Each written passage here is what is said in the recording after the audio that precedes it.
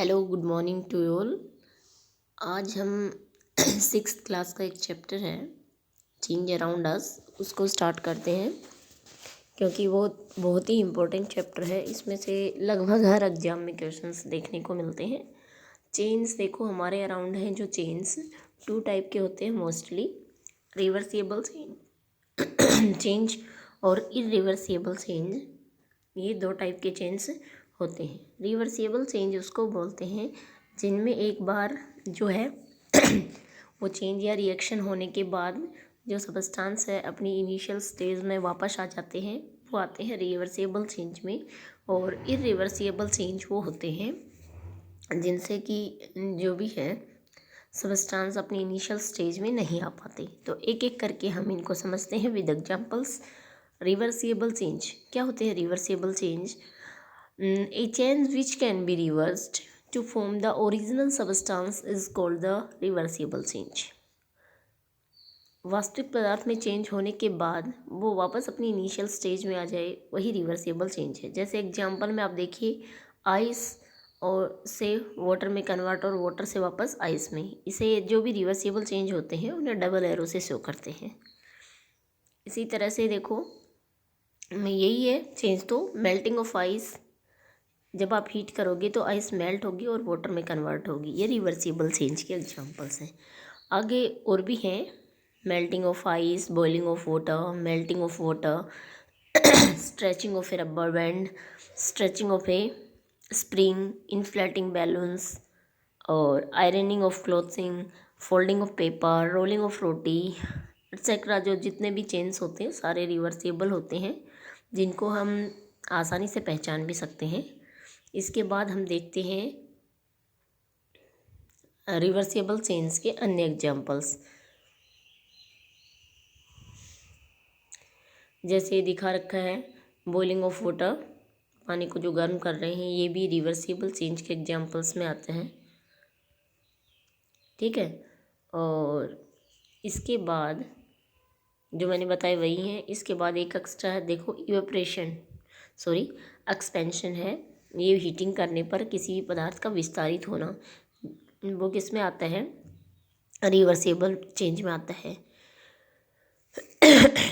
Increase हो जाती है साइज किसी भी सब्सटेंस की जब हम उनको हीट करते हैं, उसी को एक्सपेंशन बोलते हैं, विस्तार बोलते हैं। और उसको कूल करने पे, ठंडा करने पर उसकी साइज डिक्रीज हो जाती है वापस से। इसमें एक अच्छा एग्जाम्पल है इसका, देखिए ये रहे इसके एग्जाम्पल्स, एक्सपेंशन के एग्जाम्पल्स। इसमें फर्स्ट है आपका fixing of iron rim to the wooden wheel of a cart. एक जो लकड़ी का पहिया है उसमें ये रिम को फिट करना है। इसके लिए हम क्या करेंगे? सबसे पहले उसको गर्म करेंगे आयरन रिम को, जिससे उसका क्या होगा? विस्तार होगा, वो थोड़ी सॉरी उसकी साइज़ थोड़ी इंक्रीज हो जाएगी और हम इस वुडन कार्ट में इसको फिट कर देंगे।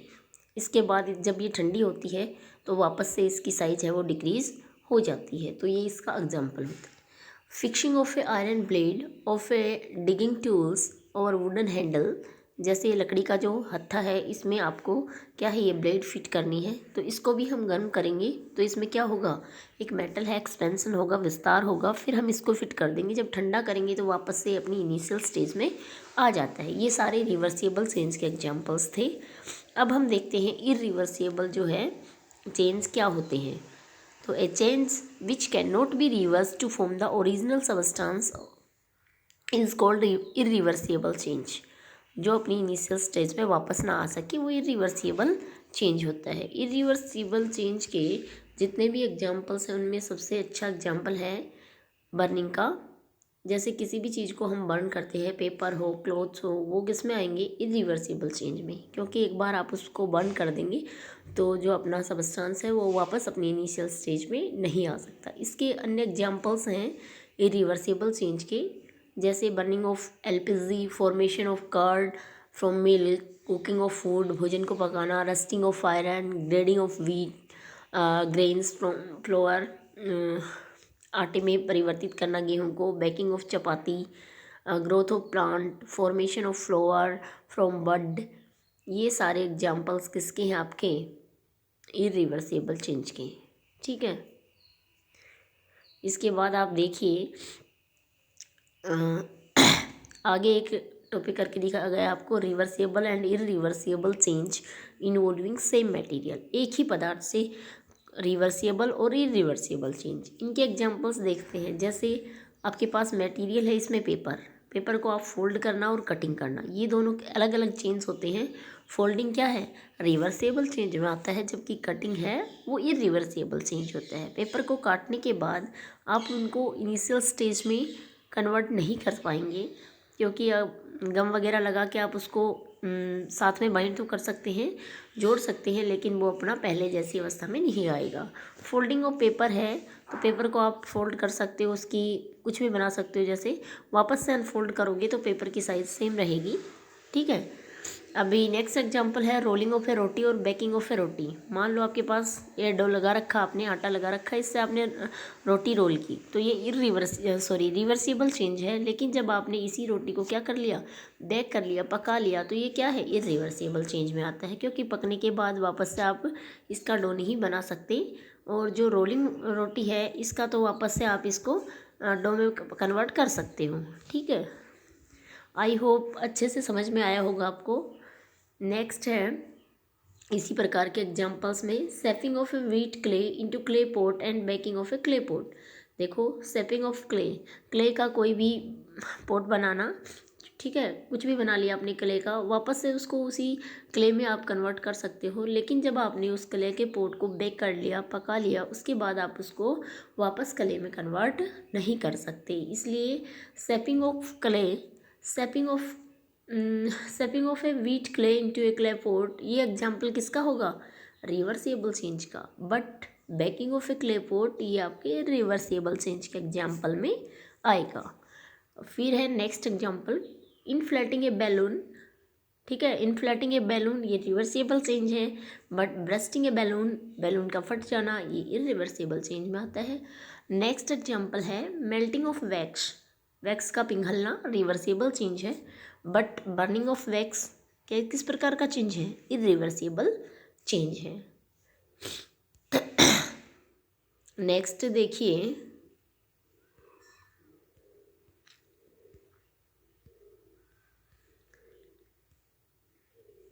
चलो ये एग्जाम्पल्स हुए इनके। अब देख लो बेटा एक और जो है, ये सैम्पल प्रॉब्लम जो दे रखी है, इसमें कुछ चेंज दे रखे हैं, आपको बताने हैं कि कौन सा रिवर्सिबल होगा और कौन सा इरिवर्सिबल होगा। तो ये आपके कुछ चेंज हैं, जैसे shoving of a piece of wood, तो ये रिवर्स नहीं हो सकता, ये इरिवर्सिबल प्रकार का चेंज होता है। मेल्टिंग ऑफ आइस कैंडी ये रिवर्स्ड हो सकता है, इसलिए रिवर्सेबल प्रकार का चेंज है। Dissolving of sugar in water ये भी रिवर्सिबल चेंज है। बाकी तीनों नीचे वाले हैं, cooking of food, ripening of mango, souring of milk, ये तीनों ही क्या है, इरिवर्सिबल चेंज है। ये एक बार घटित होने के बाद वापस से अपनी इनिशियल स्टेज में इनमें नहीं आता मटेरियल, इसलिए ये इरिवर्सिबल चेंज में आते हैं। आई होप ये दोनों प्रकार के चेंज आपको समझ में आए होंगे। ओके, तो आज के लिए इतना ही, मिलते हैं नेक्स्ट वीडियो में। बाय बेटा।